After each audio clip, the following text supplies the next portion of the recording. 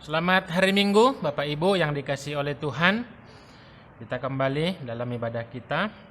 Hari ini kita berbicara tentang menyatu dengan Allah dan berkarya dari Yohanes 17 ayat 1 sampai 11. Tapi sebelumnya kita berdoa. Bapa di sorga, segala puji syukur hormat bagimu Tuhan Allah kami. Di dalam kasih-Mu Engkau memberkati hidup kami, menolong kami. Dan kami tetap dapat menjalani hidup kami sekalipun banyak pergumulan, banyak tantangan yang kami hadapi di dalam hidup kami. Oleh karena itu kami bersyukur kepada Tuhan. Dan pada saat ini kami tetap rindu Tuhan berbicara bagi kami di dalam firman-Mu. Mari Engkau berkati kami, persiapkan hati pikiran kami sehingga kami dapat mengerti dan menikmati firman Tuhan sehingga hidup kami beroleh berkat di dalam firman-Mu. Dalam Kristus Yesus kami berdoa. Amin. Bapak Ibu, firman Tuhan bagi kita dari Yohanes 17 ayat 1 sampai 11. Yohanes pasal 17 ayat 1 sampai dengan ayat 11. Firman Tuhan berkata, "Demikianlah kata Yesus. Lalu ia menengadah ke langit dan berkata, Bapa, telah tiba saatnya. Permuliakanlah anakmu supaya anakmu mempermuliakan engkau. Sama seperti engkau telah memberikan kepadanya kuasa atas segala yang hidup. Demikian pula ia akan memberikan hidup yang kekal kepada semua yang telah engkau berikan kepadanya. Inilah hidup yang kekal itu, yaitu bahwa mereka mengenal engkau satu-satunya Allah yang benar dan mengenal Yesus Kristus yang telah engkau utus.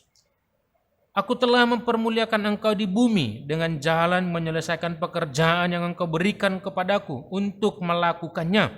Oleh sebab itu ya Bapa, permuliakanlah aku padamu sendiri dengan kemuliaan yang kumiliki di hadirat-Mu sebelum dunia ada.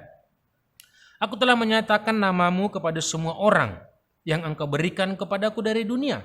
Mereka itu milik-Mu dan engkau telah memberikan mereka kepadaku dan mereka telah menuruti firman-Mu. Sekarang mereka tahu bahwa semua yang engkau berikan kepadaku itu berasal daripada-Mu. Sebab segala firman yang engkau sampaikan kepadaku telah kusampaikan kepada mereka dan mereka telah menerimanya. Mereka tahu benar-benar bahwa aku datang daripadamu dan mereka percaya bahwa engkaulah yang telah mengutus aku. Aku berdoa kepada mereka, bukan untuk dunia aku berdoa, tetapi untuk mereka yang telah engkau berikan kepadaku, sebab mereka adalah milik-Mu dan segala milikku adalah milik-Mu dan milik-Mu adalah milikku. Dan aku telah dipermuliakan di dalam mereka. Dan aku tidak ada lagi di dalam dunia, tetapi mereka masih ada di dalam dunia. Dan aku datang kepadamu, ya Bapa yang kudus, peliharalah mereka dalam namamu, yaitu namamu yang telah engkau berikan kepadaku, supaya mereka menjadi satu sama seperti kita. Sampai sedemikian pembacaan firman Tuhan. Berbahagialah orang yang mendengarkan firman Tuhan dan memeliharanya di dalam kehidupannya sehari-hari. Bapak Ibu yang dikasihi oleh Tuhan, sebelum Yesus menyelesaikan misinya di tengah-tengah dunia, yaitu apa? Mati di kayu salib, bangkit dari antara orang mati, dan di dalam namanya ada berita pertobatan, ada berita keselamatan, ada hidup yang kekal. Dia berdoa kepada Bapanya di sorga. Dia berdoa dalam pasal 17 kita dapat melihat kalau kita baca secara keseluruhan. Dari ayat 1 sampai 5 dia berdoa untuk dirinya. Dari ayat 6 sampai dengan ayat 19 dia berdoa bagi murid-muridnya. Dan nanti ayat 20 sampai 26 dia berdoa bagi orang percaya. Nah, apa yang kita lihat? Yesus dalam kesatuannya dengan Bapa, dia senantiasa menjalin komunikasi dengan Bapanya di dalam doa. Dia selalu berbicara kepada Bapanya di sorga. Bukti relasi bukti kesatuan antara Yesus dan Bapa di sorga. Karena memang pada hakikatnya Allah Bapa, Anak dan Roh Kudus itu adalah satu adanya. Nah, yang pertama, apa yang dinyatakan Yesus di dalam doanya? Bapa, permuliakanlah aku. Nah, kemuliaan yang bagaimanakah yang dialami oleh Yesus di dalam hidupnya. Kita tahu di dalam perjalanan hidupnya selama pelayanannya di tengah-tengah dunia, Yesus tidak memiliki kekayaan. Yesus tidak memiliki kedudukan yang tinggi. Yesus tidak memiliki pengaruh sebagai orang pintar atau orang terkenal dengan atribut yang ada padanya secara dunia. Tetapi Yesus dipermuliakan di dalam pelayanannya. Yesus dipermuliakan, ditinggikan karena kerendahan hatinya. Kemuliaan yang dialami, kemuliaan yang ada pada Yesus adalah karena apa? Ketaatan kepada perintah Bapa, ketaatan kepada rencana Bapa di sorga, ketaatan melakukan kehendak Bapa di sorga, yaitu apa? Menyelamatkan orang-orang berdosa. Nah, apa yang dialami? Yesus harus menderita. Yesus harus mengalami caci maki. Yesus harus disiksa. Bahkan sampai mati. Matinya pun amat terhina. Sebagai digambarkan di tengah-tengah orang penjahat. Seolah-olah Yesus itu adalah seorang kriminal. Seorang penjahat yang besar. Karena matinya pun di kayu salib. Paulus mengatakan terkutuklah orang yang mati di kayu salib. Nah, itulah kemuliaan bagi Yesus. Kemuliaan yang diberikan oleh Bapa kepadanya ketika dia melakukan kehendak Bapa. Ketika dia melakukan rencana Bapa. Yaitu apa?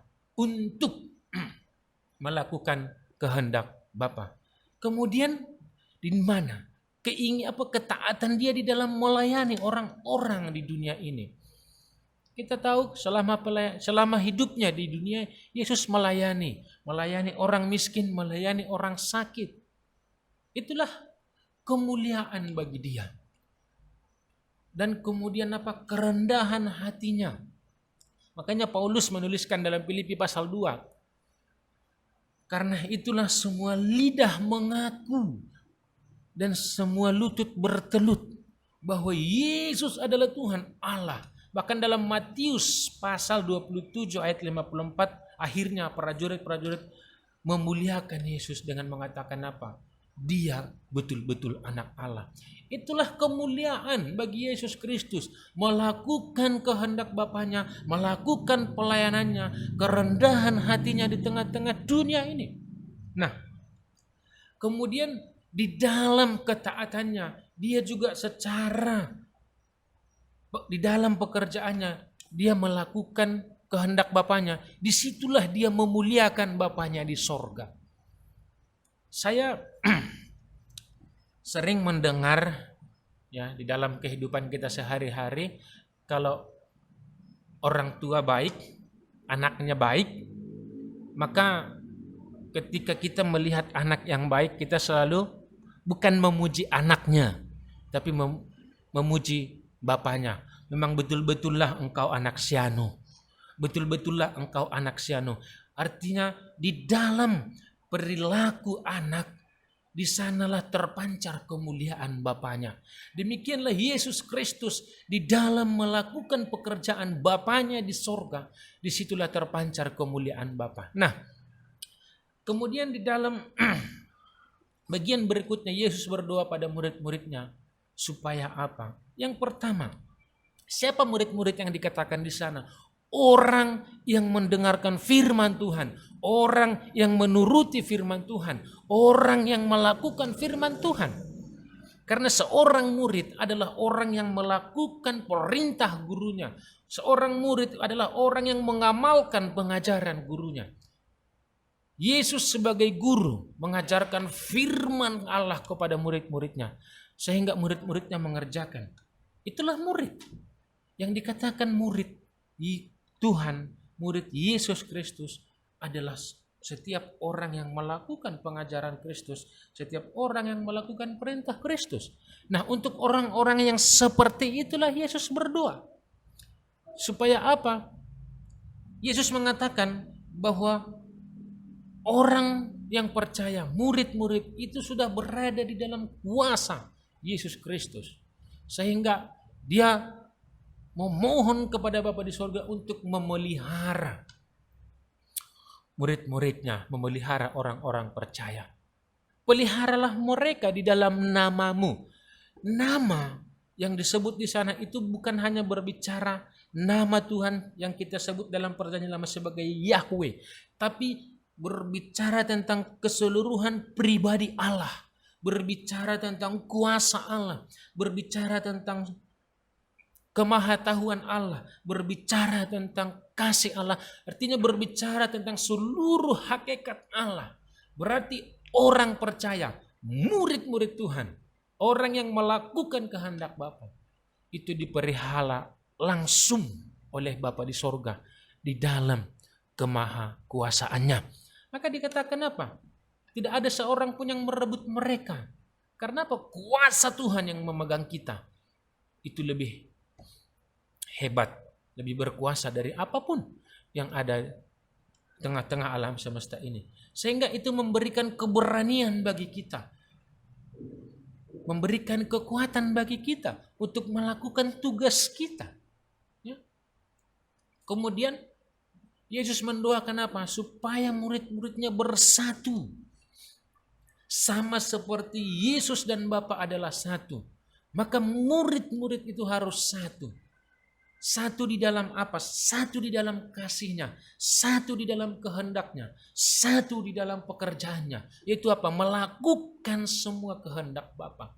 Kita bisa berbeda-beda secara karakter. Kita bisa berbeda-beda di dalam status sosial. Kita bisa berbeda-beda di dalam banyak hal. Tetapi di dalam keberbedaan kita, disitulah kekuatan orang-orang percaya. Dan ketika perbedaan itu disatukan di dalam kasih Tuhan, disitulah ada kekuatan besar untuk bekerja, berkarya bagi Tuhan di tengah-tengah dunia ini. Maka kita sebagai orang percaya, sebagaimana Yesus dan Bapa adalah satu, kesatuan antara Bapa dan Yesus itu menyikupi semua aspek kehendaknya, rencananya, kuasanya, kasihnya. Maka Yesus itu hari lepas hari selalu membangun relasi, selalu berelasi dengan Bapanya. Demikian juga kesatuan kita dengan Allah adalah apa? Kita menyelaraskan kehendak kita kepada Bapa, supaya apa? Kita mengerti apa yang Tuhan inginkan di dalam hidup kita.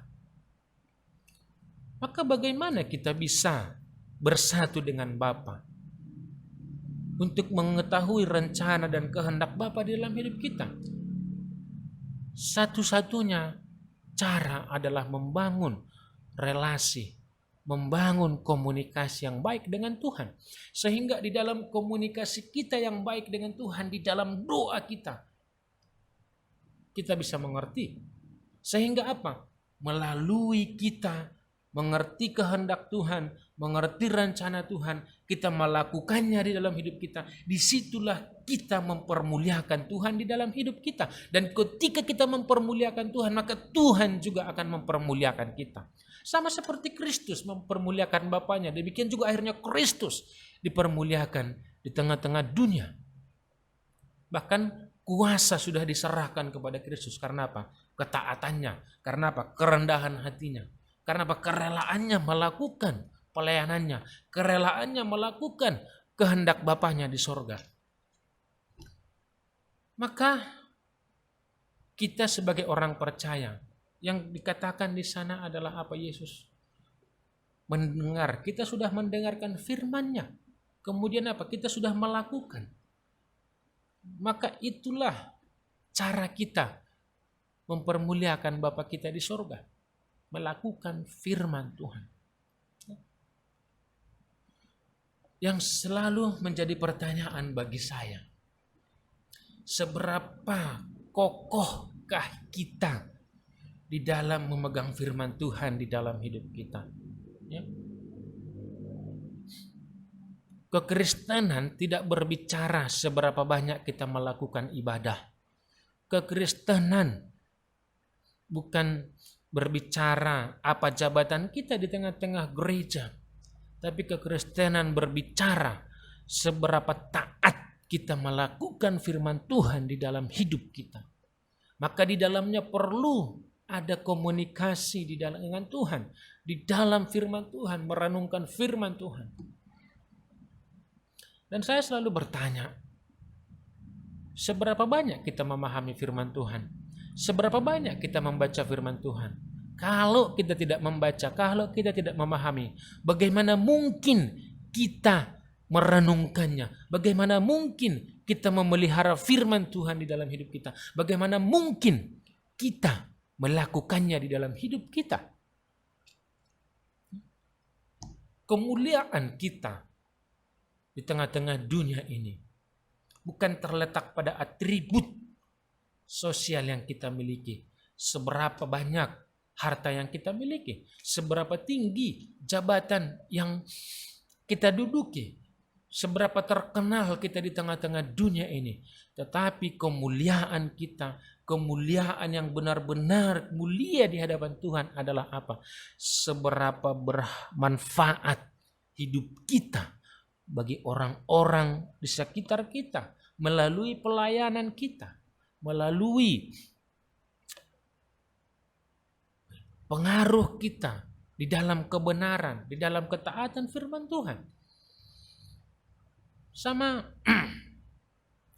seperti murid-murid katakan, apa gunanya kita berkenan mulia di hadapan manusia, tetapi sebenarnya kita sangat hina, kita tidak berharga di hadapan Tuhan. Mungkin orang bisa mengenal kita. Si anu itu sudah memiliki rumah sekian banyak. Si anu itu boleh sudah memiliki jabatan seperti ini. Oh, si anu itu anak-anaknya sudah mapan, sudah begini-begini. Tetapi yang menjadi pertanyaan adalah, siapakah kita di hadapan Tuhan? Bagaimanakah pengenalan kita akan Tuhan di dalam hidup kita? Siapakah kita di hadapan Tuhan? Kalau dunia memuliakan kita, kita sudah mendapat apa yang kita inginkan di tengah-tengah dunia. Tetapi ketika Tuhan tidak memuliakan kita, maka sebenarnya kita ini bukanlah apa-apa di hadapan Tuhan. Kita ini bukanlah siapa-siapa di hadapan Tuhan. Kita boleh hebat selama hidup kita di dunia. Tapi pada akhirnya, setelah itu, Tuhan yang akan menentukan bagaimana hidup kita. Maka apa gunanya hidup hebat di tengah-tengah dunia ini kalau kita tidak memiliki harta di sorga? Maka dalam hal itu, di dalam hidup kita, Tuhan menuntut kita apa? Untuk kita berkarya. Melayani orang-orang. Supaya ketika kita sudah memuliakan Tuhan di dalam hidup kita, maka kita juga akhirnya akan mempermuliakan Tuhan. Di hadapannya, di hadapan para malaikatnya, di hadapan Bapa di sorga. Itulah tugas dan tanggung jawab kita di tengah-tengah dunia ini. Bersatu dengan Bapa. Maksudnya apa? Kita mengerti isi hati Tuhan. Kita mengerti kehendak Tuhan. Kita memahami apa yang Tuhan mau atas hidup kita di tengah-tengah dunia ini. Dan kita mau melakukannya. Kita mau mengerjakannya. Sehingga melalui pekerjaan kita, melalui pelayanan kita, kita akhirnya boleh memuliakan Tuhan. Sehingga pada akhir kita. Itulah tugas kita. Ya, memang Yesus sudah pergi. Kita sudah memperingati bahwa Yesus sudah pergi ke rumah Bapa untuk mempersiapkan tempat bagi siapa? Bagi orang-orang yang mau melakukan kehendak Tuhan. Bagi siapa? Bagi orang-orang yang taat melayani Tuhan di dalam hidupnya. Kita tidak perlu takut. Karena apa? Yesus sendiri akan menjamin. Yesus sendiri sudah berdoa bagi kita, Bapa, peliharalah mereka, orang-orang yang taat melakukan kehendak Tuhan, orang-orang yang setia, dan orang-orang yang benar Daud menyaksikan di dalam Mazmur, dahulu aku muda, sekarang aku tua. Tidak pernah aku melihat keturunan orang benar meminta-minta roti. Dan Alkitab juga mengatakan bahwa keturunan orang benar akan berkuasa dan perkasa. Karena apa? Ada kuasa Tuhan yang menyertai, ada pemeliharaan Tuhan yang nyata atas hidup mereka. Maka Bapak Ibu, mari kita berusaha menyatukan kita dengan Allah. Artinya apa?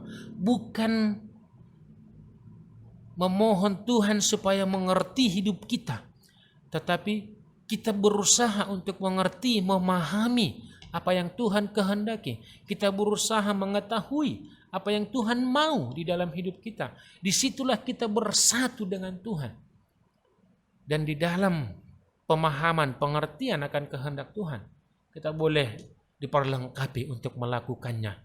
Sehingga kita akhirnya boleh berdampak, ya, boleh bermanfaat melalui karya kita di tengah-tengah dunia ini. Karena memang kita ditugaskan, semua manusia, semua orang percaya, Tuhan menetapkan rencana-rencana, pekerjaan-pekerjaan, karya-karya yang akan mereka kerjakan di dalam Tuhan. Sehingga kerajaan Tuhan boleh semakin luas. Sehingga kerajaan Tuhan boleh semakin bertumbuh dan berkembang di tengah-tengah dunia ini. Ya. Jadi Bapak Ibu, seberapa berhargakah Tuhan bagi kita, itu akan menentukan seberapa berhargakah kita di hadapan Tuhan.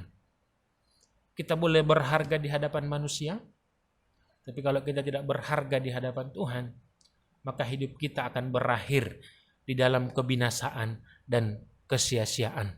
Tuhan Yesus memberkati. Kita berdoa. Bapa di sorga, kami bersyukur Tuhan atas anugerah-Mu, atas karya-Mu, secara khusus bagi kami orang-orang percaya yang Engkau janjikan tempat di rumah Bapa di sorga. Tetapi di dalam hidup kami, Engkau memberikan tugas bagi kami untuk melakukan kehendak-Mu, untuk berkarya bagi Tuhan, sehingga kami boleh meneruskan pekerjaan Tuhan di tengah-tengah dunia ini, yaitu untuk mengembangkan kerajaan-Mu. Sehingga Tuhan, apa yang Engkau kehendaki boleh kami kerjakan.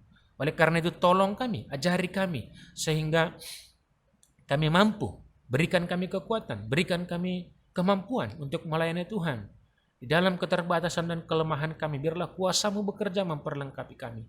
Dan kami berdoa untuk hidup kami. Kami serahkan sepenuhnya ke dalam tangan-Mu.